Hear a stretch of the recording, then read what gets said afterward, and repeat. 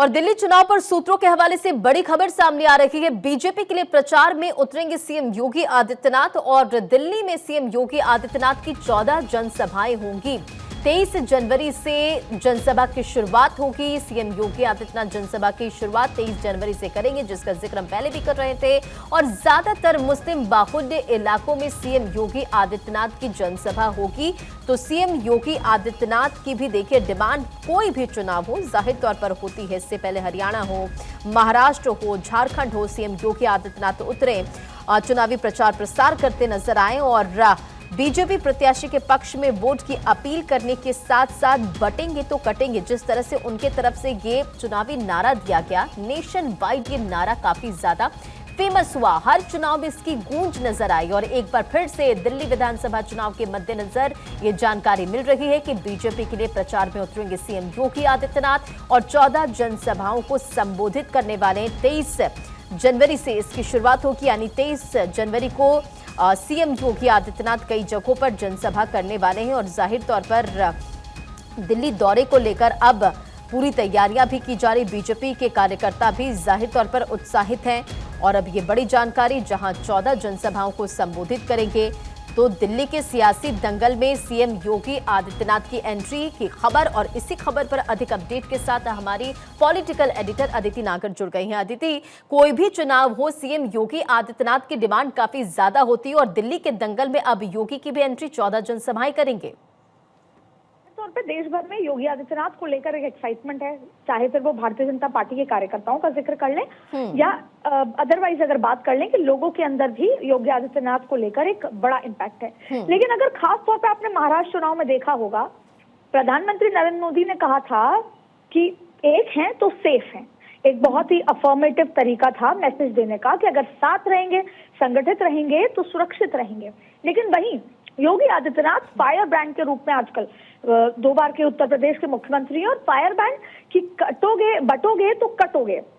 और आपने देखा होगा पिछले कुछ दिनों में भी उत्तर प्रदेश में उनके कई ऐसे बयान आए हैं, कई ऐसी चीजें आई हैं जिसको लेकर ये नजर आया है कि योगी आदित्यनाथ ने हिंदुत्व के एजेंडे को एक सर्वोपरि लिहाज से देख लिया। और कई बार उन्होंने कहा कि अगर ठीक तरीके से चीजें नहीं होंगी तो योगी का रिएक्शन, आपने बुलडोजर के लिहाज से, आपने कानून व्यवस्था के लिहाज से, तो कहीं ना कहीं योगी आदित्यनाथ की इमेज एक हिंदुत्व के साथ साथ एक फायर ब्रांड नेता की है। और वहीं देखिए, जब दिल्ली का चुनाव शुरू हुआ था, जब हरियाणा महाराष्ट्र के चुनाव पे धन्यवाद देने प्रधानमंत्री दिल्ली कार्यालय आए थे, नेशनल ऑफिस आए थे, उन्होंने वक्फ बोर्ड का जिक्र किया था कि 2013 में सरकार, यूपीए सरकार ने जाते जाते वक्फ को जमीनें दे दी थी आनन फानन में। तभी समझ आ गया था कि इस बार का चुनाव भले ही किसी भी तरह से लड़ा जाए, योजनाओं पे लड़ा जाए, विकास पे लड़ा जाएगा, घर देने पे लड़ा जाएगा, झुग्गी झोपड़ियों पे लड़ा जाएगा, लेकिन सही मायने में ये चुनाव हिंदुत्व पे भी लड़ा जाएगा। वक्फ को जो बिना वजह वो जमीनें दे दी, उसके खिलाफ लड़ा जाएगा। और जाहिर तौर पे इन तमाम नैरेटिव के बीच में आप देखिए, कांग्रेस मुस्लिम वोट को काटने में लगी हुई है, अपना मुस्लिम वोट वापस लेने में लगी है। वहीं आपने देखा कि कैसे एआईएमआईएम भी मुस्लिम वोट में सेंधमारी में है। फिर आपने देखा कि कैसे भारतीय जनता पार्टी की, यानी एनडीए परिवार के ही जो जिसे बोलते हैं कि एनसीपी है, अजीत पवार की, अजीत दादा की, उनके 30 प्रत्याशियों में से 12 मुस्लिम समुदाय के हैं। तो कैसे पोलराइजेशन की इस राजनीति में योगी आदित्यनाथ की जो रैलियां होने वाली हैं, खास तौर पे उन इलाकों में जहां पे हिंदू बाहुल्य इलाका है, वहां एक बहुत बड़ा इम्पैक्ट भारतीय जनता पार्टी चाहती है कि ये चुनाव जातियों में ना भटके। भले ही उन्होंने झुग्गी झोपड़ियों में जाके एक एक्सटेंसिव चुनाव प्रचार की तैयारी की है, उन्होंने मकर संक्रांति के माध्यम से अलग अलग जगह जो भोज रखा, उसमें जितने भी पूर्वांचलियों हैं उनसे मुलाकात की है, उन्होंने एससी समुदाय, दलित समुदाय से एक अलग एक्सटेंसिव माइक्रो मैनेजमेंट किया है। लेकिन अदिति, कितना महत्वपूर्ण है दिल्ली के दंगल में सीएम योगी आदित्यनाथ का ये चुनावी प्रचार प्रसार। 23 जनवरी से इसकी शुरुआत करेंगे, 14 जनसभाओं को संबोधित करेंगे और जरा ये भी समझाइए कि ज्यादातर जो है वो मुस्लिम बाहुल्य इलाका है जहां पर सीएम योगी आदित्यनाथ रैली करते नजर आएंगे।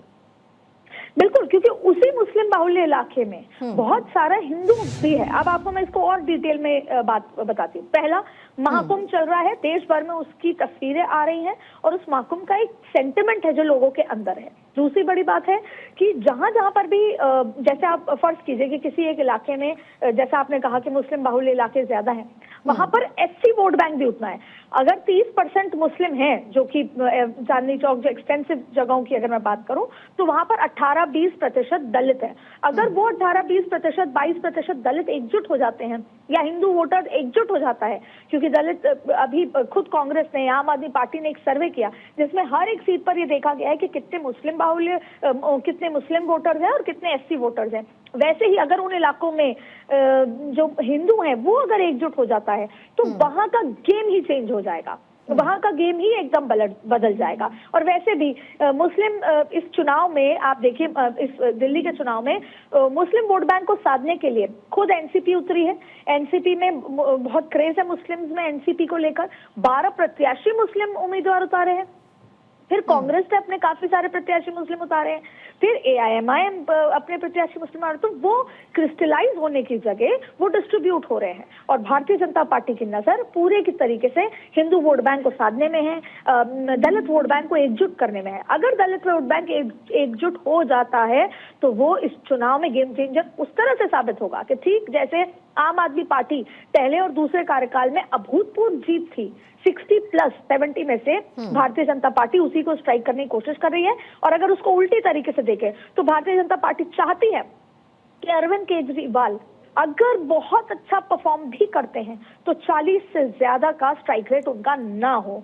तो ऐसे में भारतीय जनता पार्टी की स्ट्रैटेजी और योगी आदित्यनाथ का ये चुनाव प्रचार अपने आप में मुस्लिम वोट, हिंदू वोट बैंक को एकजुट करना, एससी वोट बैंक को एकजुट करना और फिर महाकुंभ की बात, फिर इस तरह का नारा बटोगे तो कटोगे, जैसे आपने देखा प्रधानमंत्री नरेंद्र मोदी ने भी कई ऐसी बातें कही हैं। तो जहां पर विकास होगा, योजनाएं होंगी, मुफ्त की योजनाएं होंगी, योगी आदित्यनाथ, नरेंद्र मोदी, अमित शाह का चेहरा होगा, लॉ एंड ऑर्डर का जिक्र होगा, दिल्ली एज कैपिटल उसको कैसे ग्रो, डबल इंजन की बात होगी, तो जाहिर तौर पे हर मोर्चे पर भारतीय जनता पार्टी ने आम आदमी पार्टी को घेर लिया है। और ऐसे में योगी आदित्यनाथ का चुनाव प्रचार अपने आप में इसमें फेदर इन द कैप की तरह साबित होने वाला है, ठीक वैसे ही जैसे महाराष्ट्र में साबित हुआ था। बिल्कुल अदिति, और हम देख रहे हैं कि दिल्ली विधानसभा चुनाव के मद्देनजर तमाम पार्टियों की तरफ से रणनीति बनाई जा रही, तमाम पार्टियां चुनावी मैदान में उतर चुकी है, लेकिन इसी बीच जो जुबानी जंग है वो भी तेज है। अगर इसके इतर हम बात करें कि आखिर क्या वो मुद्दे हो सकते हैं जो जनसभाएं जब संबोधित करेंगे बीजेपी के वो तमाम बड़े चेहरे या सीएम योगी आदित्यनाथ, तो उसका जिक्र करते नजर आने वाले हैं।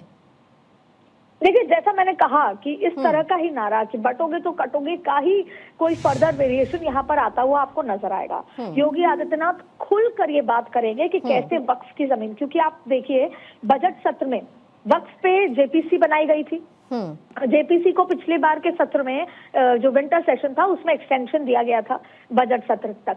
अब इस बजट सत्र में जब 1 फरवरी को बजट पेश किया जाएगा, बजट पे चर्चा होगी, उस बीच में कोशिश की जाएगी कि वक्फ बिल को लेकर आया जाए। और उसका भी उद्देश्य यही मैसेज देना है कि ना सिर्फ दिल्ली में, उत्तर प्रदेश में, देश भर में अक्सर ये बात कही जाती है कि रक्षा, डिफेंस और ये कुछ ऐसी जगह सेक्टर हैं जहां पर देश की सबसे ज्यादा जमीनों के बाद तीसरे नंबर पर वक्फ को जमीनें दे रखी हैं।